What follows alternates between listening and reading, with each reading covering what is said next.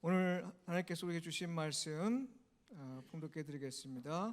요나서 2장 1절부터 10절 말씀입니다. 요나서 2장 1절부터 10절 말씀, 여러분과 제가 한 절씩 교독하겠습니다. 제가 한 절 읽고 여러분 나머지 한 절 읽고. 요나가 물고기 뱃속에서 그의 하나님 여호와께 기도하여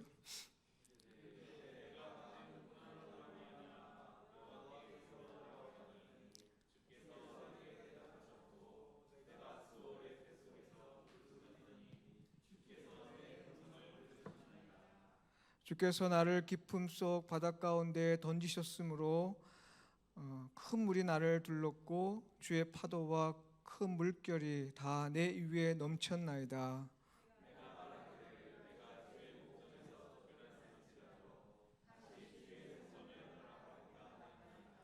물이 나를 영혼까지 둘러싸우며 깊음이 나를 에워싸고 바다풀이 내 머리를 감쌌나이다.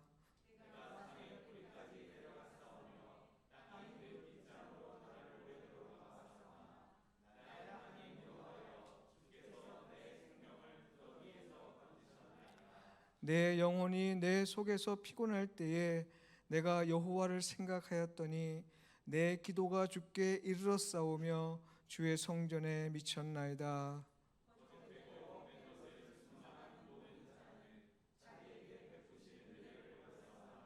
나는 감사하는 목소리로 주께 제사를 드리며 나의 소원을 주께 갚겠나이다.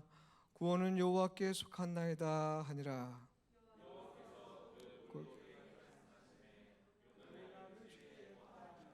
아멘. 성도 여러분 안녕하셨습니까? 네, 명절 지나서 얼굴이 포동포동 살이 찌신 분도 많습니다. 네, 오늘은 우리 서명 목사님 나오셔서 물고기 뱃속의 은혜라고 하는 제목으로 말씀 전해주실 텐데, 요나보다 더 큰 은혜가 이 시간 임하길 간절히 축원드립니다. 할렐루야. 한 달에 한 번씩 이렇게 여러분들 뵐 수 있어서 감사하고 영광입니다. 사람은 누구나 이루기를 원하는 마음의 소원들이 다들 있습니다. 특별히 하나님을 사랑하는 하나님의 사람들은 주의 일을 이루고자 하는 마음의 소원들이 나름대로는 다 있습니다. 빌립보서 2장 13절을 보게 되면 이런 말씀이 있습니다. 너희 안에서 행하시는 이는 하나님이시니 자기의 기쁘신 뜻을 위하여 너희로 소원을 두고 행하게 하신다는 말씀이 있습니다. 하나님께서 하나님의 사람에게 성령으로 말미암아 이렇게 소원을 주시는 그런 마음의 소원이 있습니다. 그래서 우리가 하나님의 사랑과 은혜를 깊이 깨닫게 되었을 때 성령으로 말미암아 우리 안에 잉태되어지는 그런 마음의 소원들이 있는데, 그때를 바로 하나님으로부터 사명을 받았다 이렇게 표현하는 것입니다. 자, 그런데 하나님으로부터 사명을 받았다고 하는 것은 정말 영광스럽고 아주 복된 일입니다. 그러나 사명을 받았다는 것과 그 사명을 감당하는 것은 별개의 문제입니다. 사명을 우리 그리스도인들은 다 사명을 받습니다. 사실 나름대로. 그러나 그 사명을 잘 감당하느냐, 이건 또 다른 얘기라는 것입니다.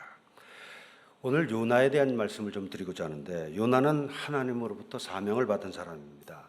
하지만 그는 단지 자신의 사명이 무엇인지는 분명히 깨달았어요. 그건 알고 있었지만 정작 그 사명을 감당하려고는 하지 않았던 사람입니다. 요나는 성령의 감동으로 말미암아 성령께서 그에게 니느웨로 가서 복음을 전하라는 그런 사명을 받았지만, 성령의 감동이 아닌 자신의 생각을 따라서 하나님으로부터 받은 사명을 거부하게 됩니다. 마음에 안 든다는 것입니다. 그리고는 니느웨로 가지 않고 다시스로 가는 배를 타게 됐습니다.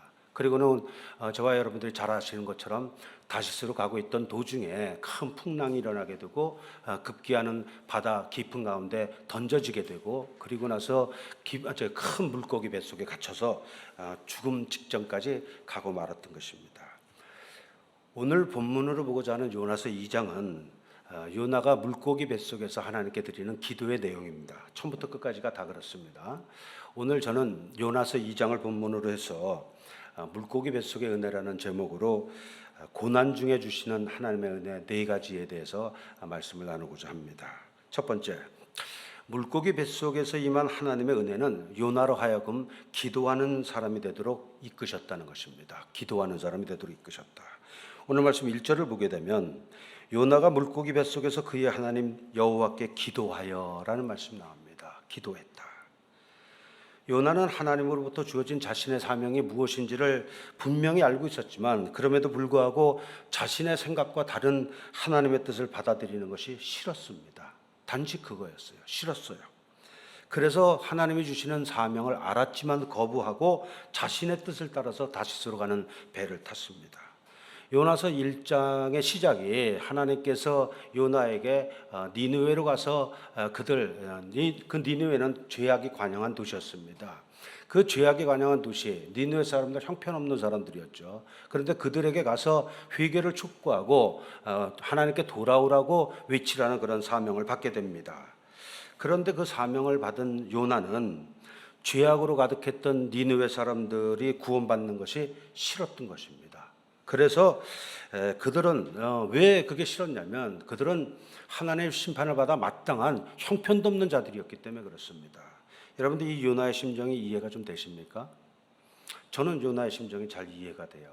왜 그러냐면 저도 살면서 요나와 같은 생각을 했던 적이 여러 번 있었기 때문에 그렇습니다. 제가 미국에서 이민 목회를 하고 있을 때 제 딴에는 많은 노력을 했는데 교인들이 변화가 없어요.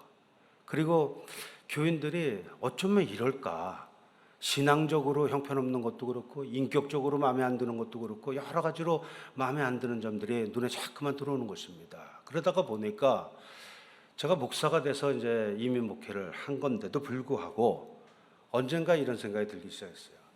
내가 이런 사람들을 섬기느라고 내 일생을 시간을 쏟는 것이 과연 내가 잘하는 짓인가, 이런 본질적인 회의감이 들더라고요. 그래서 이런 회의 끝에 목회를 그만두고 싶다는 생각을 했고, 그리고 적어도 목회를 그만두거나 아니면 이 교회가 아니라 다른 교회 가면 좀 좋을 것 같다는 그런 생각이 들어가지고 고민을 수차례 했던 적이 있습니다. 다행히 그때 저는 기도를 했어요. 그런 생각이 굉장히 많이 들어왔었는데, 그런데 바로 그런 때 이렇게 하나님의 뜻과 자기의 뜻이 다를 때, 우리 살다 보면 굉장히 많습니다. 그럴 때 바로 그때가 정말 깊은 기도를 해야 되는 때라는 사실을 여러분들 기억하시기 바랍니다. 요나는 정말 기도해야 될 때 기도하지 않았습니다. 자기의 뜻과 하나님의 뜻이 달랐는데도 불구하고. 요나서 1장에서 요나가 기도했다는 말을 어디서도 찾을 수가 없습니다. 전혀 기도했다는 흔적이 없어요. 하나님으로 받은 사명을 순종하기가 싫었던 그 요나는 그렇게도 그 하나님에 대한 순종이 싫었기 때문에 아예 기도조차도 하지 않습니다. 기도조차도 하지 않고 오히려 하나님의 얼굴을 피하기 위해서 다시스로 도망을 가고 맙니다. 오늘 먼저 읽지는 않았습니다만 요나서 1장 3절을 보게 되면 그때 상황을 이렇게 기록하고 있습니다. 그러나 요나가 하나님의 얼굴을 피하려고 일어나 다시스로 도망하려 하여 욥바로 내려갔더니 마침 다시스로 가는 배를 만난지라. 여호와의 얼굴을 피하여 그들과 함께 다시스로 가려고 뱃삭을 주고 배에 올랐더라. 이 짧은 한마디입니다. 요나서 1장 3절. 이 짧은 한 구절에서 하나님의 얼굴을 피했다는 말이 두 번씩이나 반복되고 있습니다. 이것이 굉장히 중요한 요나서의 테마라고 볼 수 있습니다. 자, 그런데 여러분 한번 생각해 보십시오. 하나님의 얼굴을 피한답시고 다시스로 도망을 가면 과연 피해집니까? 어떻게 생각하세요? 우리 하나님을 믿는 사람들은 상식적으로 그거 아니다라는 거 다 알 겁니다. 왜? 하나님 무소부지하시기 때문에. 뭐 니느웨 가면 하나님의 얼굴이 있고 다시스로 가면 없습니까? 한국이든 미국이든 아무 데 가든 전부 다 하나님 얼굴 피할 수 있는 곳이 아무것도 없는 것입니다. 그러나 그럼에도 불구하고 믿음을 가지고 있다는 사람, 이 요나는 지금 선지자였습니다. 하나님 사명을 받은 사람이에요. 지금으로 얘기하면 목사나 다름없다는 것입니다. 그런 사람조차도 얼마나 어리석게 판단을 내리는지 모릅니다. 인간의 어리석음은 억지 명분을 세워서라도 스스로 자기 합리화를 해가면서 결국은 자기 마음에 하고픈 대로 행하는 경우가 너무나 많습니다. 하나님의 사람, 믿음이 제법 있다는 사람, 신학을 좀 안 되는 사람 중에서도 이런 사람들이 다반사로 있습니다. 다반사로 있어요. 사람은 저는 그런 걸 보면서 믿음이 없는 사람이 그렇다면 그런가 보다 하는데, 믿음 있는 사람, 특별히 사역자 중에서도 그런 분들 굉장히 많습니다. 이게 도대체 뭔가, 그 믿음이 믿음일까, 이런 생각이 들어요. 정말 사람은 어떻게 보면 그게 성숙의 유무가 될 텐데, 성숙하지 않고 성숙하고의 차이가 될 텐데, 자기 감정이 싫어지잖아요. 그러면 하나님의 말씀이고 나발이고 없어요. 자기의 감정을 하나님의 뜻에 굴복시킬 수 있다면 그가 성숙한 사람일 것입니다. 근데 웬만한 신앙을 가진 사람도 자기 감정이 안 좋으면 하나님의 말씀이고 뭐고 다 싫다는 것입니다. 말도 안 되는 얘기인데 하나님의 얼굴 피하겠대요. 그 사람이 그렇게 전했을까요? 하나님 어디 가도 계신다고 아마 그렇게 전했을 거예요. 틀림없이. 근데 정작 자기는 하나님의 얼굴 피해서 니느웨가 아니라 다시스로 도망가고 있다는 것입니다. 그래서 성경에 보면 어떤 귀한 말씀이 있냐면 순종이 제사보다 낫다는 말씀이 있습니다. 미련해서 아무것도 몰라도 순종하는 것이 제사 1000번 만번 드리는 것보다 훨씬 낫다는 것입니다. 순종이 제사라는 사실을 믿으시기 바랍니다. 순종하지 않으면서 예배 백날 첫날 드려봐야 그 심하게 하면 쓸데없는 예배입니다. 하나님 받지 않으세요. 성전 뜰만 밟는 것입니다. 예배 드리기보다 순종 한번 하는 저와 여러분들 되시길 바랍니다. 요나가 하나님의 음성에 불순종해서 다시스로 도망가려고 요파 항구까지 내려갔습니다. 그런데 때마침 거기에 보니까 다시스로 가는 배가 딱 기다리고 있는 거예요. 자, 여러분들 하나님의 뜻과 자신의 뜻이 다를 때 기도조차 하지 않는 사람들, 그런 사람들은 이럴 경우에 대부분 아전인수식으로 사건을 해석합니다. 아마 니느웨가 아니라 다시스로 가는 것도 하나님의 뜻 중에 하나일 거야. 그러지 않으면 어쩌면 내가 요바에 가자마자 거기 다시스 배가 딱 기다릴 수가 있어. 아마 하나님은 나한테 다른 계획이 있으신가 보다. 일이 술술 풀리는 거 보니까 이게 맞아. 이렇게 제멋대로 합리화를 합니다. 여러분들 이거 조심하셔야 됩니다. 그러나 이런 자기 합리화, 때마침 자기가 하나님으로부터 얼굴 피해서 도망가려고 그랬더니 일이 술술 풀리는 것 같은 그럴 때, 그때가 그 사람을 완전히 넘어뜨리고자 하는 사단의 유혹이라는 사실을 깊이 인식하셔야 됩니다. 그래서 기도해야 되는 것입니다. 기도하지 않으면 자기 멋대로 해석합니다. 곧 봐, 다시스로 가는 배가 기다리고 있잖아. 하나님의 뜻이 아니었으면 다시스로 가는 배가 없었을 거야. 이렇게 자기 멋대로 해석하기 쉽다는 것입니다. 우리가 살면서 뭔가 큰 결정을 내려야 할 순간들을 우리는 종종 맞이합니다. 인생에서. 그럴 때 간절히 기도해야 되는데 기도할 생각은 하지 않고 단지 자신의 생각을 따라서 미리 자기 뜻 다 정해놓고 함부로 행동하는 사람들이 종종 겪는 일이 이런 것입니다. 그리고 나중에 하다 보면은 그때 마침 다시스로 가는 배가 있었다는 거예요. 그러니까 하나님 뜻이라고 내가 생각하지 않을 수가 있겠습니까? 말 되는 것 같은데 말이 안 되는 것입니다. 왜? 기도하지 않았기 때문에. 사단은 언제나 속이는 자인 겁니다. 그럴듯한 것 같고 속이는 거지 말도 안 되는 것 같고 우리를 유혹하는 법 절대로 없습니다. 말도 안 되는 것 같으면 누가 넘어가겠어요? 그렇지 않습니까? 다 그럴듯해 보이니까 넘어가는 거예요. 왜? 기도하지 않으니까. 기도하지 않고 자기 멋대로 자기가 뜻 다 정하는 거예요. 심하게 보면 자기가 하나님이죠. 자기가 하나님입니다. 필요할 때만 하나님 찾는다면 그 사람이 어떻게 그리스도인이라고 하겠어요? 늘 하나님을 찾아야 되는 것이고 심지어 자기 뜻에 싫더라도 하나님의 뜻에 자기를 굴복시킬 때 그런 사람이 순종하는 사람이고 적어도 사역자라면 그런 사람이 사역자가 돼야 되지 않겠는가라는 생각을 저는 해봅니다. 요나서 1장에서는 기도조 하지 않고 자기 멋대로 하나님을 피해서 도망갔던 요나가 2장에 오니까 드디어 기도를 합니다. 그게 오늘 본문입니다. 근데 여러분 요나가 기도한 곳이 어디였어요? 다름이 아니라 물고기 뱃속입니다. 물고기 뱃속이에요. 세상에는 요나처럼 물고기 뱃속에 들어가기 전까지는 기도를 하지 않는 하나님의 사람들이 안타깝게도 참으로 많습니다. 참으로 많아요. 그런데 그런 사람도 물고기 뱃속에 들어가게 되면 다 기도를 하게 된다는 것입니다. 하나님이 버린 사람이 아니면 다 물고기 뱃속에서라도 기도한다는 거예요.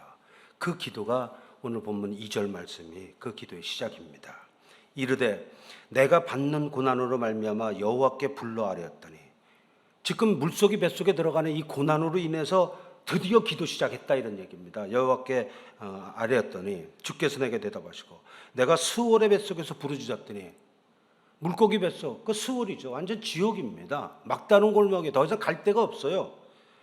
거기서 부르짖더니 주께서 내 음성을 들으셨나이다. 요나가 물고기 뱃속에 들어가서라도 기도를 하기 시작했다는 것은 정말 다행스러운 일입니다. 왜 그러냐면 이것으로 인해서 요나는 물고기 뱃속에서 새롭게 태어나게 됐기 때문에 그렇습니다. 그래서 정말 다행인 거예요. 여러분, 기도가 무엇입니까? 기도를 단지 자기의 뜻과 자기의 생각을 관철시키기 위해서 하나님 앞에 쫄르고 하나님 앞에 아뢰는 것이라고 여기는 분들이 있습니다. 그런 분들은 굉장히 좋게 얘기해서 영적 어린아이들입니다. 좋게 얘기해서. 기도라는 것은 그런 수준을 넘었습니다. 기도는 오히려 나의 뜻과 생각을 하나님께 관철시키기 위해서 하나님 앞에 무릎 꿇는 것이 아니라 하나님의 생각과 하나님의 뜻을 바르게 깨닫기 위해서 무릎을 꿇는 것입니다. 그래서 하나님께서 내게 하시는 말씀이 무엇인지를 온전히 듣기 위해서, 그리고 그 말씀을 그대로 순종하기 위해서, 그 영적인 힘을 얻기 위해서, 공급받기 위해서 하는 것이 기도지, 나의 뜻에 하나님을 굴복시키는 것이 아니라 하나님의 뜻에 나의 감정과 나의 의지와 나의 모든 행보를 굴복시키기 위해서 하는 것이 기도라는 사실을 여러분들 기억하십시오. 주여 말씀하옵소서, 주의 종이 듣겠나이다. 이것이 기도의 시작입니다. 이런 자세가 바로 영적으로 성숙한 사람들이 하는 기도의 올바른 자세라는 사실을 여러분들 기억하시기 바랍니다. 하나님의 음성을 듣기 위해서, 그리고 그 음성이 내가 싫을지라도 그 뜻에 온전히 복종할 수 있도록 하나님, 내가 영적 능력을 주시옵소서. 디바인 파워, 영적 능력을 공급받기 위해서 기도하는 저와 여러분들이 되시기를 주의 이름으로 축원합니다. 특별히 물고기 뱃속에 내려가기 전에 기도하시기를 힘쓰십시오. 그러면 굳이 물고기 뱃속에 내려갈 일이 없기 때문에 그렇습니다. 그 왜 하필이면 그렇게 힘든 물고기 뱃속까지 들어가서야 그때 기도하겠어요. 어차피 할 거 조금 앞당겨서 하면 물고기 뱃속까지 들어가는 그런 정말 고통스러운 순간 안 겪거든요. 그리고 그렇게 기도하면 주님께서 주시는 소원을 따라서 우리에게 주시는 그 소원을 따라서 그걸 행할 수 있도록 우리에게 힘과 능력을 주시거든요. 그 신령한 힘, 그 영적 능력을 공급해 주시는 것입니다. 우리 하나님은 사명을 맡길 때 사명을 감당할 수 있는 힘도 주신다는 사실을 믿으시기 바랍니다. 감당할 수 있는 능력 주시지 않고 일을 맡기는 법이 없어요. 여러분들은 안 그렇습니까? 회사에서 부하 직원들한테 무슨 일거리를 맡길 때 일을 할 수 있는 능력이 있는가 없는가 보고 능력과 여건을 구비해 주면서 일을 시키는 것입니다. 아무런 능력이 없는 사람한테 절대로 일 안 시켜요. 능력을 줘서 시키는 것입니다. 그런데 사람은 그게 자기가 싫다는 거예요. 나 그 일 하기 싫다는 거예요. 그 회사 그만둬야죠.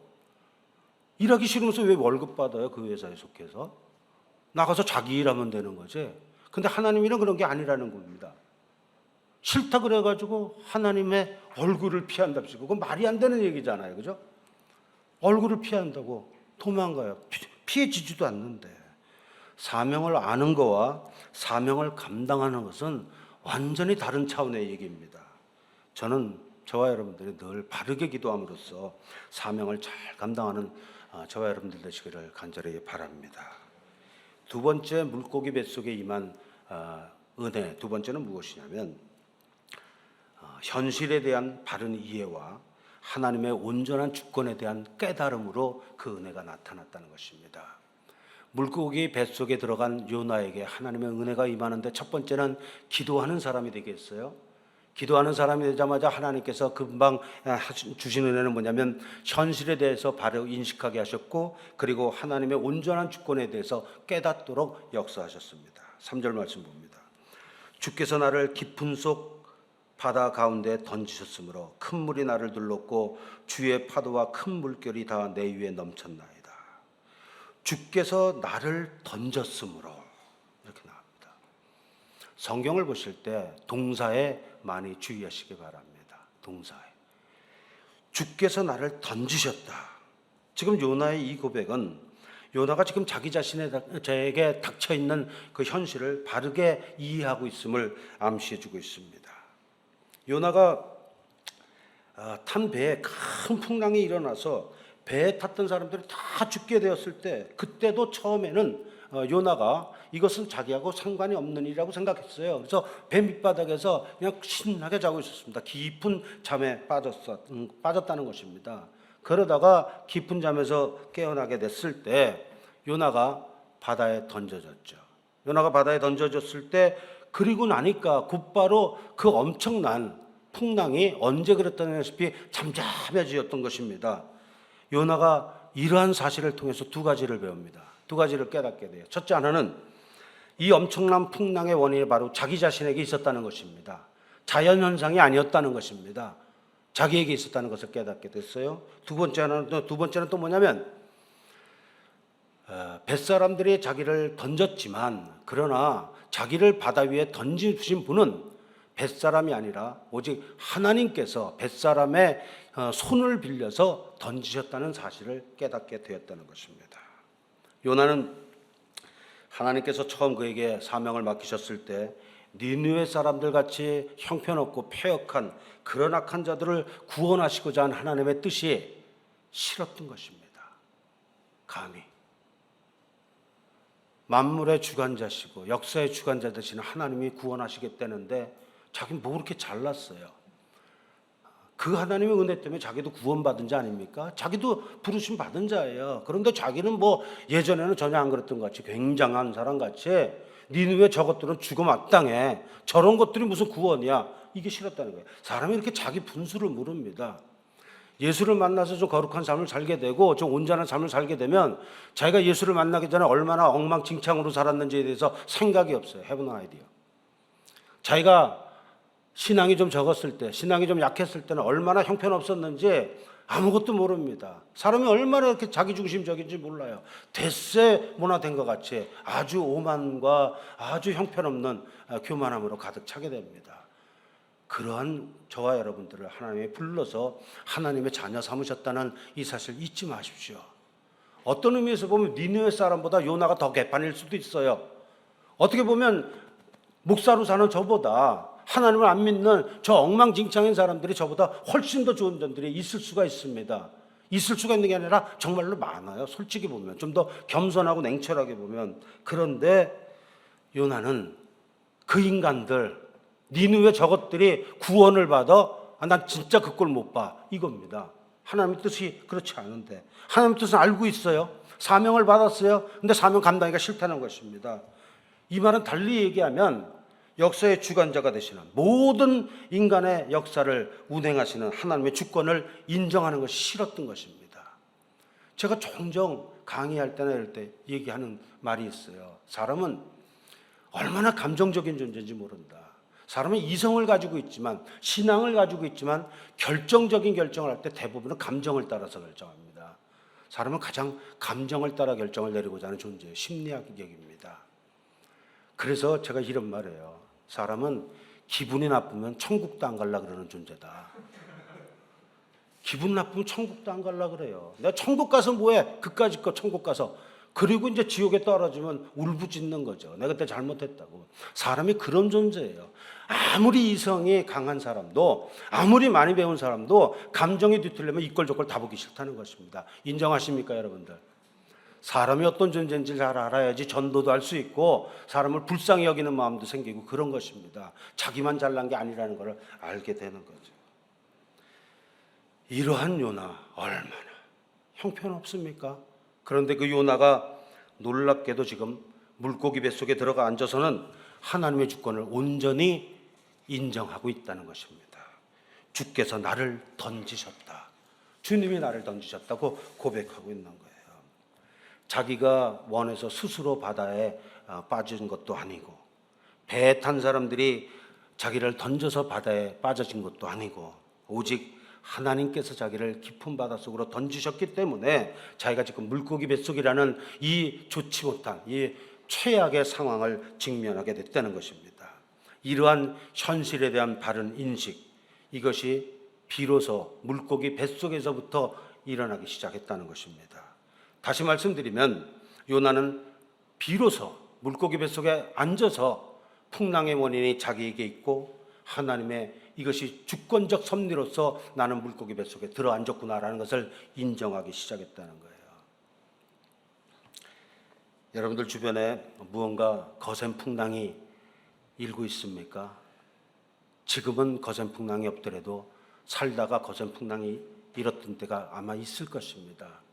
앞으로 그런 일들이 없길 바라지만 어쩌면 사는 동안에 거센 풍랑이 일어날 때도 있을 수 있을 것입니다.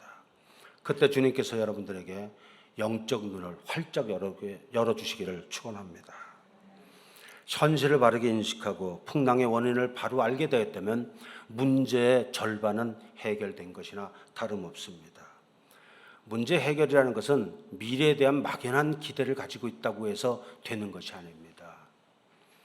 내가 무슨 고통스러운 문제가 생기잖아요. 예를 들면 제가 미국에서 목회할 때 같을 때 너무너무 힘들더라고요. 그러니까 다 때려치고 싶은 거예요.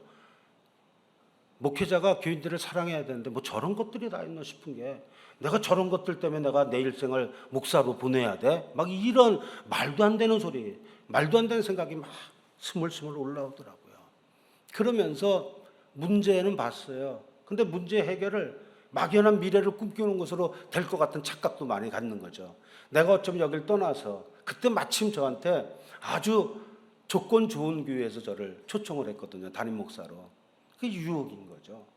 아, 내가 저쪽에 가면 꽤 괜찮을 것 같아.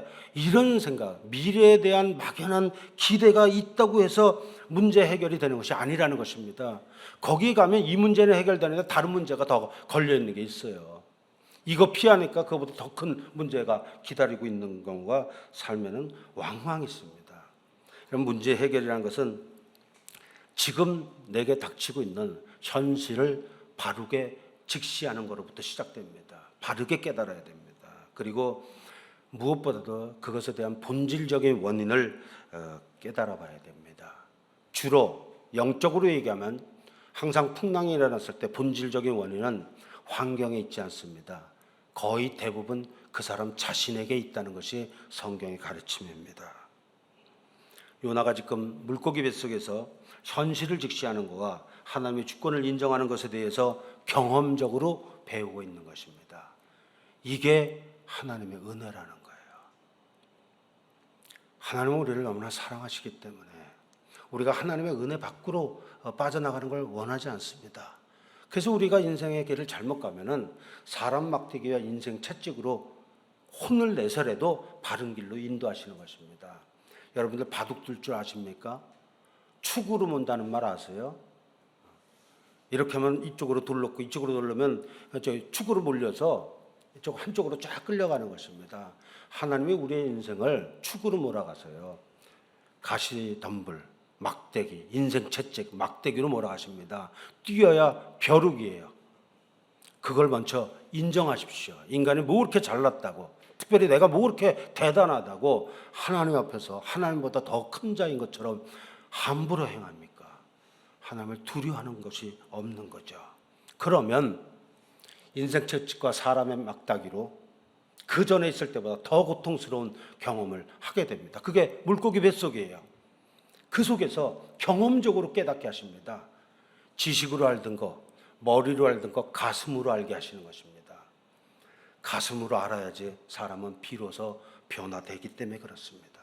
세 번째, 물고기 뱃속에 임한 하나님의 은혜는 요나가 어떤 상황에서라도 주의 성전을 바라보겠노라고 결심하도록 이끌어갔습니다. 어떤 상황에 놓일지라도 주의 성전을 바라보겠다. 4절 말씀입니다. 내가 말하기를 내가 주의 목전에서 쫓겨났을지라도 다시 주의 성전을 바라보겠나이다 하였나이다.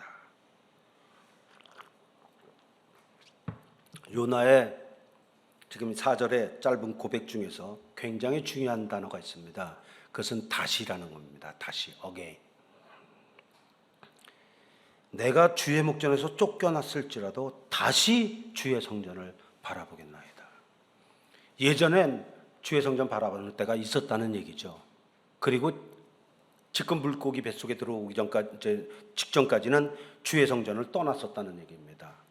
즉 이 말은 하나님과 요나 사이의 교제가 끊겼었다라는 것을 의미하는 것입니다. 하나님과 요나의 교제가 언제부터 끊겼을까요? 요나가 다시스로 가는 배를 타기 위해서 욥바로 내려가는 순간부터 교제가 끊어진 것입니다. 다시 얘기하면 하나님과 요나는 상관이 없는 사이가 되고 말았다는 것입니다. 그런데 하나님의 놀라운 은혜가 있어서 하나님은 우리를 한번 택하시면 절대로 버리지 않습니다. 믿으시기 바랍니다. 우리가 엉망이 되면 다리 몽둥이를 분지러뜨려서라도 우리를 하나님 앞으로 다시 이끄십니다. 그게 하나님의 은혜입니다. 우리가 만신창이 되더라도 결국 하나님 앞에 다시 나오게 돼 있어요. 한번 택한 자식 절대로 버리는 법이 없습니다. 그러니까 아직 멀쩡할 때 하나님 떠나지 말게 되시를 축원합니다. 제가 여러분들 협박하는 것 같이 들리시나요? 그렇지 않습니다. 겁주는 거 아닙니다. 어차피 하나님이 택한 자식은 그냥 하나님이 택한 자식으로 돌아오게 돼 있어요. 순종하면 그 모진매 안 맞아도 되는 거예요. 근데 불순종하면 자기 멋대로 행하면 그러면 사람 채취가 인생 막대기를 얼마나 얻어맞는지 몰라요. 그거 얼마나 아픈 줄 압니까? 좀 이렇게 말하면 너무 야박한가? 좀 맞아보셔야 돼요. 얼마나 고약한지 한 번만 맞아보면 절대 다시 불순종하고 싶지 않습니다. 온 사지가 다 끊겨 나가는 것 같거든요. 그것이 끊어져 나갈 때 하나님께서는 그 사람의 가치관에 따라서 덜 고통스러운 것부터 끊어나가기 시작하세요. 그래서 점점 가장 고통스러운 것을 끊어버립니다. 그래서 사람마다 다 달라요. 돈이 굉장히 자기한테 중요한 가치관이었고, 그 다음에 명예가 중요한 가치관이었고, 그 다음에 세 번째가 가족이 있다고 칩시다. 그러면 하나님이 맨 처음에 돈을 끊어요. 그래도 안 돌이키죠? 명예 끊어버립니다. 그러고도 안 되죠? 가족을 쳐요. 그러고도 안 듣잖아요? 하나님이 데려가 버리십니다.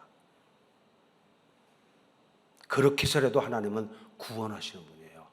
제 말을 협박으로 듣지 않는 은혜가 있게 되기 바랍니다.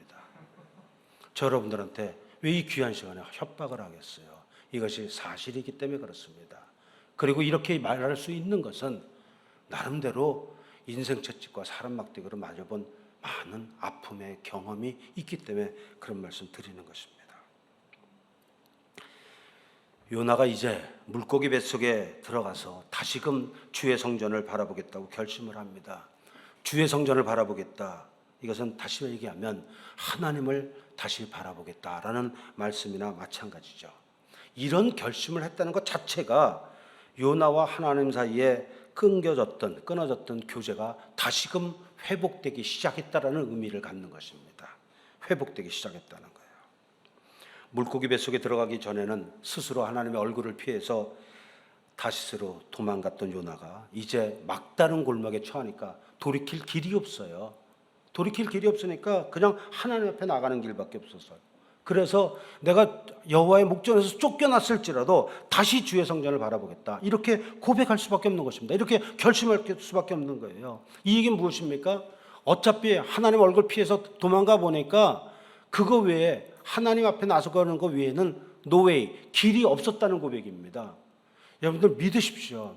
하나님이 여러분들에게 은혜를 주셔가지고 사명을 맡기시면 그게 only one way, 오직 유일한 길입니다. 그거밖에 길이 없어요.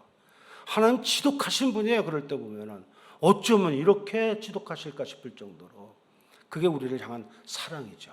그 사랑이 너무나 크기 때문에 지독할 정도로 하나님께서는 그걸 감당시키는 것입니다. 근데 우리 인간이 한때 감정 때문에, 한때 자기 중심적인 그런 무지하고 교만한 생각 때문에 이런 사명을 저버리고 하나님과의 교제 끊어진다는 것이 얼마나 무서운 것인지를 모르고 함부로 행해요. 그리고 물고기 뱃속에 들어갑니다. 그 다음에 사람 되는 거죠. 참 두려운 말이 있는데 사람들이 많이 얘기하는 겁니다. 철들면 환갑이다. 그거 다 느끼면 죽을 때 거의 다 됐다는 거예요. 그거 다 느끼면 좀 젊을 때 철들어야 되지 않습니까? 힘이 있을 때 힘을 사용할 수 있어야 되지 않겠습니까? 그래서 인생을 허송세월하는 하나님의 종아닌 종들이 얼마나 많은지 모릅니다. 어차피 우리에게는 하나님 외에는 길이 없습니다. 고백하십니까, 여러분들? 믿으십시오. 우리는 다 연약하고 미련해서 한때 어리석은 결정으로 인해서 물고기 뱃속에 들어가 있는 그런 절망적인 상황에 놓일 때가 있습니다. 만일 여러분들이 그런 상황에 놓이게 된다면 요나가 했던 이 고백 반드시 기억하십시오. 내가 주의 목전에서 쫓겨날지라도 다시 주의 성전을 바라겠나이다. 하나님만 바라보겠나이다.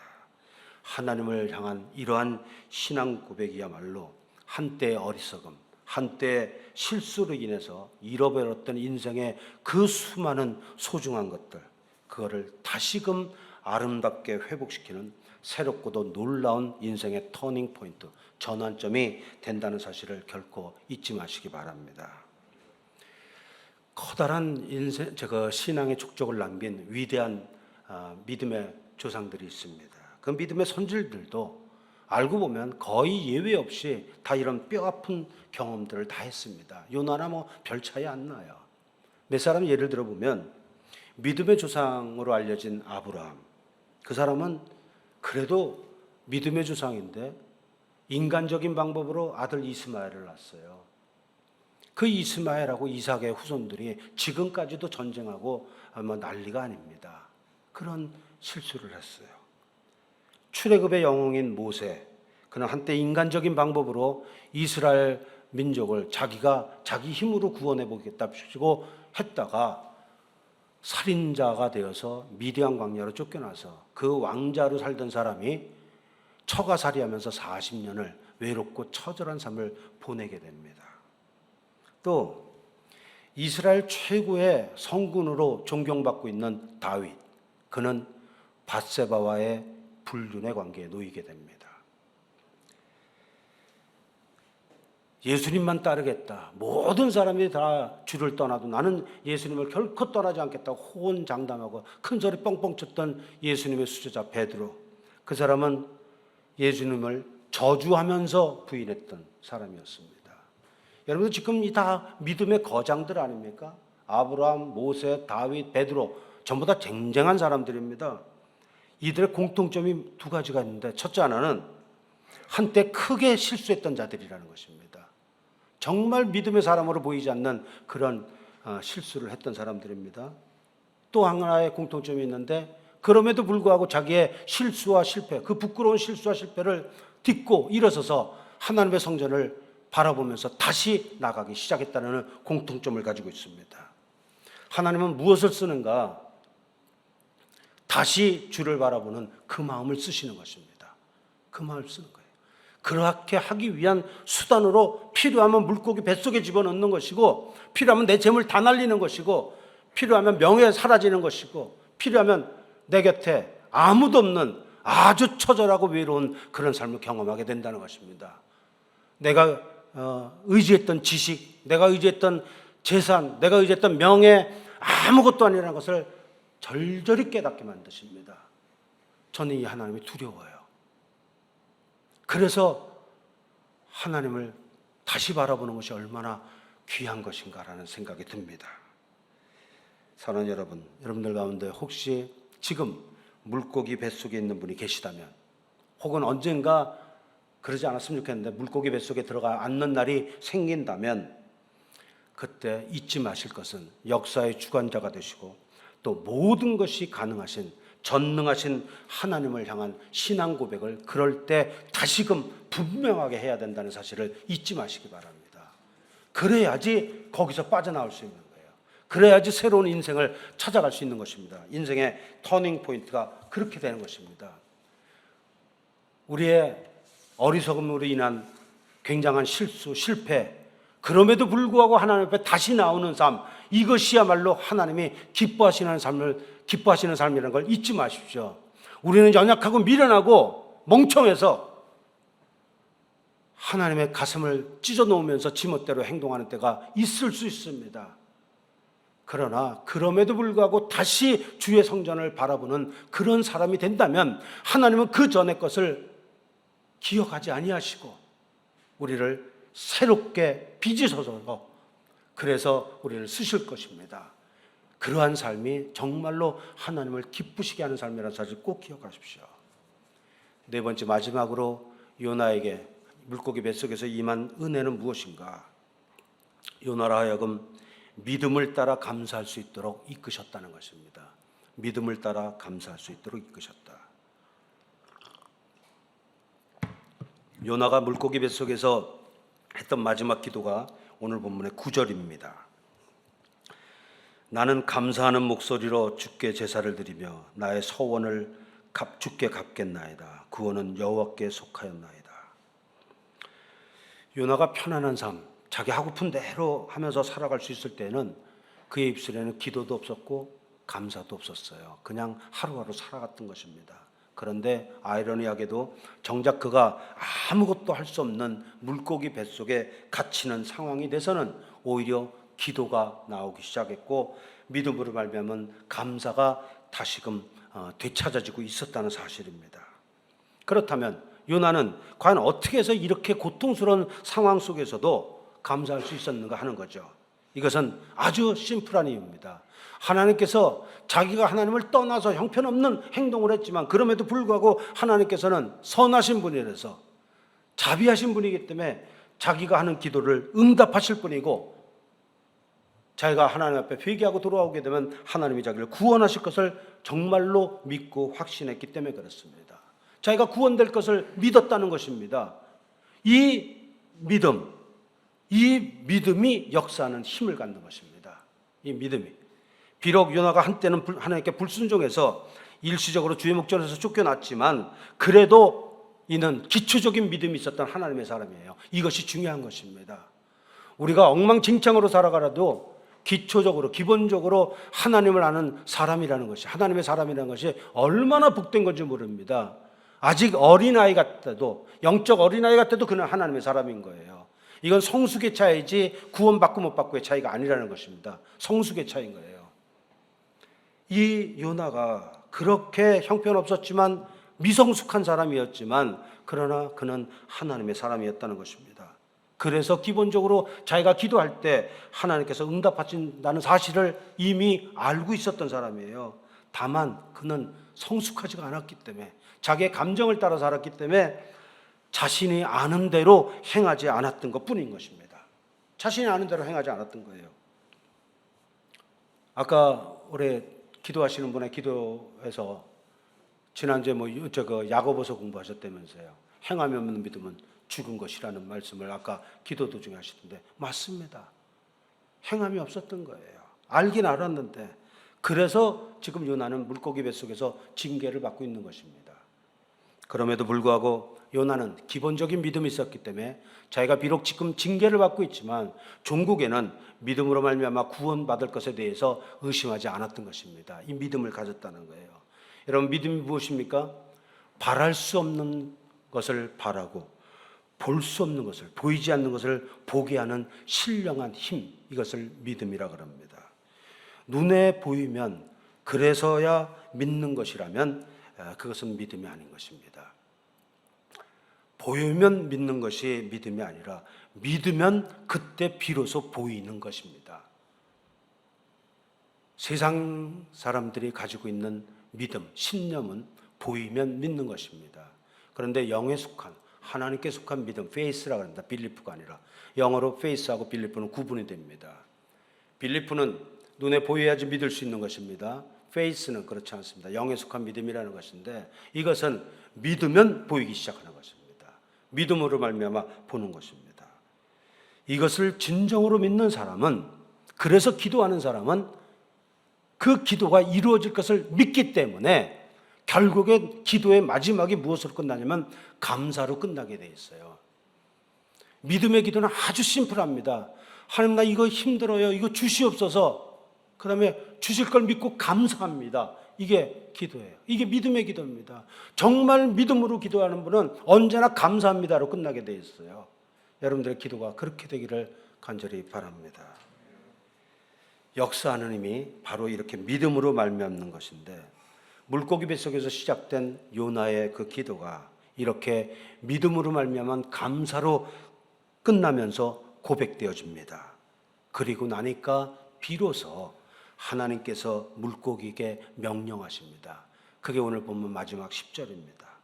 여호와께서 그 물고기에게 말씀하시매 요나를 육지에 토하니라. 감사로, 믿음으로 말미암은 감사로 고백되어지니까 드디어 하나님께서 이제 때가 왔구나라는 것입니다. 이제 요나 얘 뱃속에서 끄집어낼 때가 됐구나라는 것입니다. 그래서 명령하셨어요. 마침내 요나가 물고기 뱃속에 일하는 인생 최대의 위기로부터 구원을 받게 된 것입니다. 말씀을 정리하겠습니다. 하나님의 자녀라고 하면서도 물고기 뱃속에 들어가기 전까지는 기도가 왜 필요한 것이며, 하나님의 주권을 온전히 인정하는 것이 왜 그토록 소중한 것이며, 하나님과의 교제가 인생에서 왜 절대적인 요건이 되는 것이며, 우리는 과연 무엇으로 감사해야 하는가, 이런 것들을 깨닫지 못하는 현대판 요나들이 교인 중에 너무나 많습니다. 정말 안타깝지만 너무나 많아요. 여러분들은 어떠십니까? 스스로를 한번 돌아보시기 바랍니다. 저는 여러분들을 함부로 판단하거나 정지하려는 생각 눈꼽만큼도 없습니다. 여러분들에게 얘기하는 동시에 저에게 얘기하고 있는 것입니다. 현대판 요나가 교인 중에서도 너무나 많다는 것입니다. 사랑하는 여러분, 여러분들이 지금 계신 자리가 어디입니까? 다시스로 가기 위해서 요바로 내려가고 있는 중입니까? 아니면 다시스로 가고 있는 배에 올라탔습니까? 아니면 풍랑을 만났습니까? 그것도 아니면 물고기 뱃속에 들어갔습니까? 어느 상황이든지 물고기 뱃속에 임했던 하나님의 은혜를 사모하시기 바랍니다. 물고기 뱃속이라는 것은 정말 고통스러운 그런 위기 환경이고 위기 상황입니다. 그러나 영적인 눈을 활짝 뜨고 물고기 뱃속을 바라보면 그것은 더 이상 고통스러운 환경이 아니라 놀랍게도 내가 새롭게 태어날 수 있는 은혜의 장소요, 축복의 장소라는 것을 깨닫게 됩니다. 그래서 물고기 뱃속은 은혜의 장소요, 축복의 장소인 것입니다. 광야의 삶이 우리에게 축복의 장소가 되고 은혜의 장소가 되는 것과 똑같은 이치입니다. 이것을 시편은 그렇게 얘기합니다. 고난당한 것이 내게 유익이라. 고난당하기 전에 내가 알지 못했는데 이제는 주의 윤례를 배우게 됐다, 깨닫게 됐다는 것입니다. 하나님의 뜻대로 살게 되었다는 것입니다. 오늘 말씀을 잘 기억하셔서 여러분들이 어느 곳에 있든지 또 무슨 일을 하든지 주님으로부터 맡게 된 그런 사명을, 귀한 사명을 잘 감당해서 하나님께 큰 영광을 돌리시는 그런 미디에이터 교회 성도님들 되시기를 예수님의 이름으로 간절히 축원합니다. 우리 찬양 한 장 드리고 기도하십시다. 기도하는 시간 갑니다. 하나님은 나를 만드신 분, 요나도 하나님 만드셨고 저희도 하나님 만드셨습니다. 그래서 우리를 가장 잘 알고 계시는 분이죠.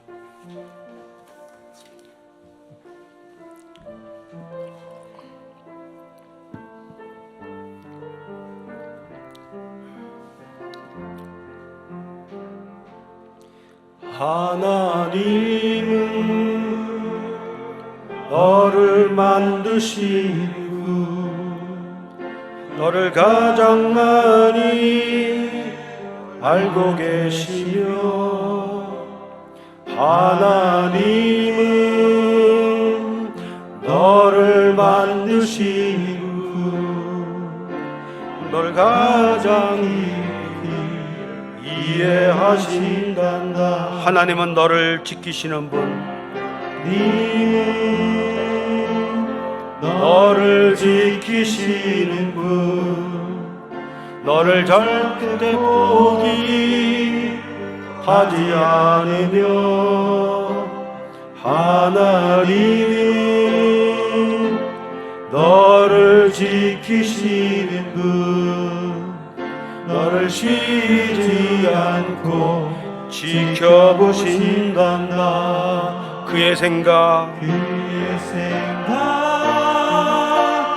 셀 수 없고 그의 자비 무궁하노.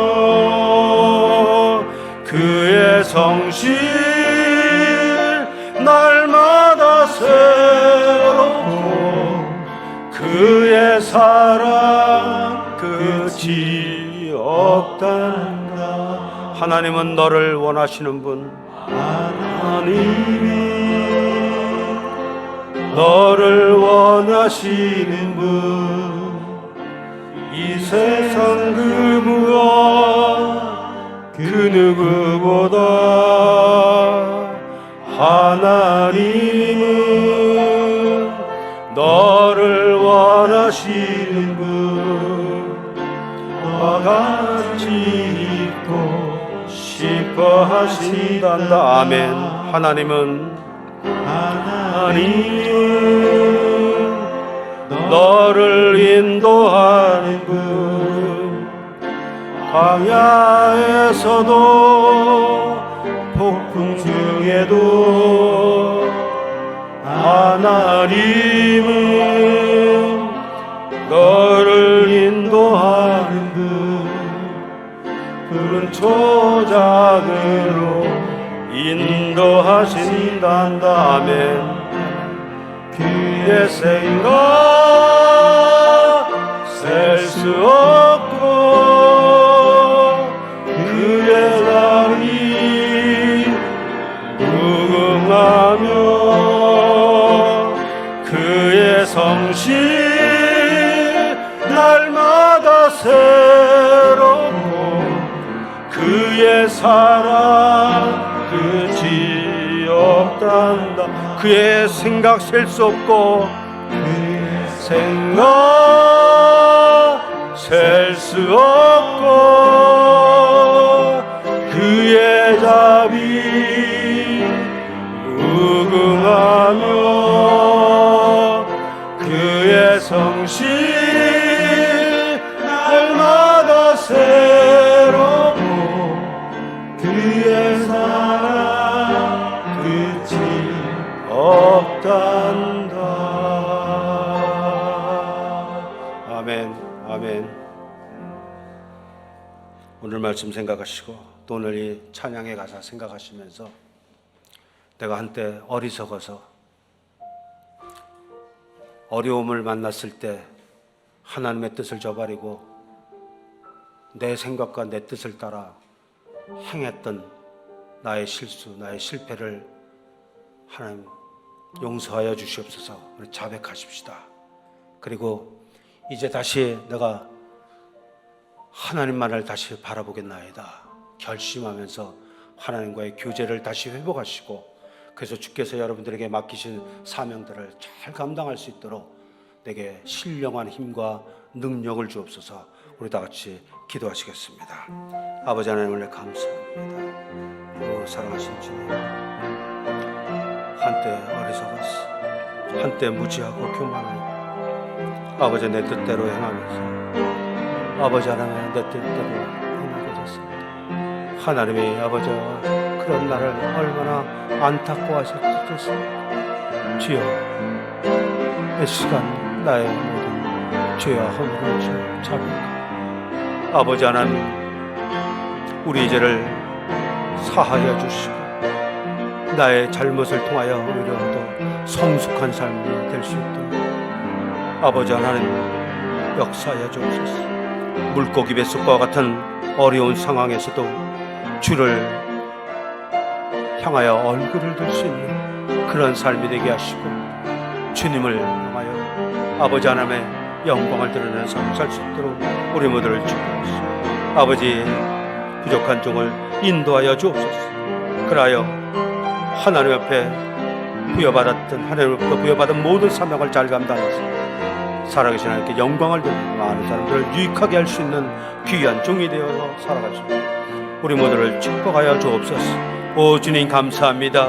사랑하는 미디에이터 교회 성도들을 축복하시고 아버지 목사님과 장로님과 모든 교우들을 축복하여 주시어서 하나님의 뜻과 계획 속에서 세워진 교회입니다. 아버지, 이들이 맡겨져 있는 사명 잘 감당하는 귀한 교회, 귀한 하나님의 권속들이 되도록 주여 이들을 축복하여 주시옵소서. 하나님의 영광이 가득 차게 하시고 하나님께 귀하게 쓰임받는 귀한 종들을 모두가 될 수 있도록 주여 축복하여 주옵소서. 주께서 이들에게 힘을 주시기를 원합니다. 믿음을 주시옵소서. 신령한 힘과 능력을 공급하여 주시옵소서. 주께서 모든 것을 이루실 것을 믿고 감사하며 예수님의 이름으로 간절히 축복하며 기도 올리옵나이다. 아멘. 감사합니다. 아버지,